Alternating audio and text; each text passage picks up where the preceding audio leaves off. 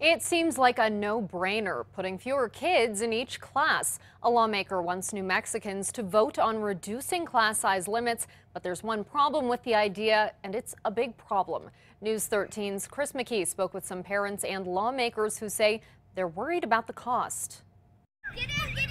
Most parents hope school means a lot of friends for their kids. He's learning, he's socializing, and that's, what I really value. But having too many classmates, well, that can be a big challenge. In my second period social studies, there's like 42 kids. That one's difficult. That one's always boring. Democratic State Rep Stephanie Garcia Richard wants to change that. We're talking about quality of education.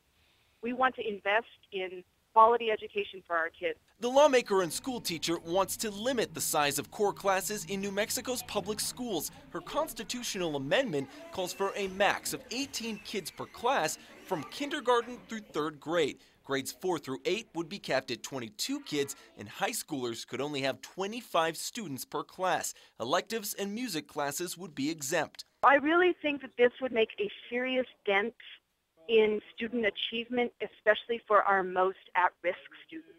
Parents like the idea. I definitely encourage small classrooms. Definitely special attention to the children. But the Legislative Finance Committee says it could cost New Mexico a lot. They estimate districts would need to hire 3,100 new teachers, spending $171 million each year to pay them, and also spend a one-time extra $610 million to build more classrooms. I believe that we could get it done with less money than that. Albuquerque Teacher Union President Ellen Bernstein says she supports it. Class size matters. But she thinks funding what schools already have needs to happen first. We are still not funding our schools at 2008 levels.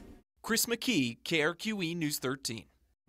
We reached out to House Republican leadership. They say while they're all for smaller class sizes, they worry about the costs. Representative Garcia Richard is proposing a constitutional amendment. That means if the class limit bill gets through the House and the Senate, it would go on a statewide ballot. The 60-day legislative session starts Tuesday. The FBI is on the lookout for a woman who they say may have robbed 3 area banks in the past few weeks. Police say this woman walked into the U.S. Bank on Montgomery just before 6 last night, slipping the teller a note demanding money before taking off with the cash. They say she's in her 20s, about 5'4" and 120 pounds with dark hair. She was wearing a dark jacket and a baseball cap with a red brim. The feds are investigating whether she was involved in 2 other bank robberies, one in Gallup and another in Albuquerque last week. Former Rio Arriba County Sheriff Tommy Rodella is asking that his sentencing next week be delayed while another motion for a new trial is considered. Meanwhile, the U.S. Attorney's Office has asked a federal judge to hit the former sheriff with a $250,000 fine for allegedly hiding assets, including a home in Albuquerque. He was convicted of civil rights violations for his confrontation with a motorist during a traffic stop and faces 7 to 17 years in prison. He is scheduled to be sentenced on Wednesday. A Hobbs woman has been convicted for her role in a double murder along the New Mexico-Texas border.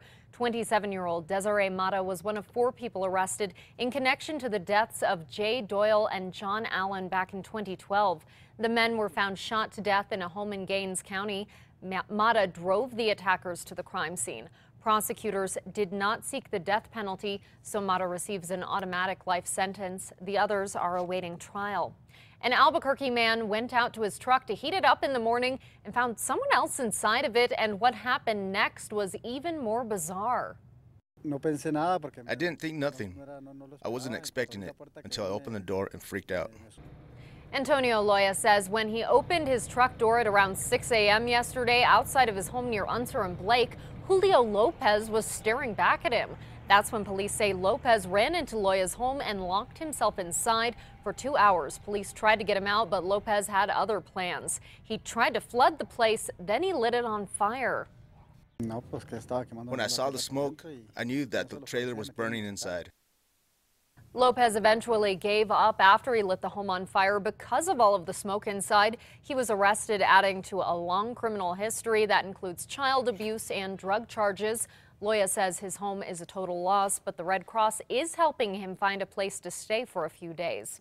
State health officials are reporting 5 cases of plague in animals in Santa Fe since November.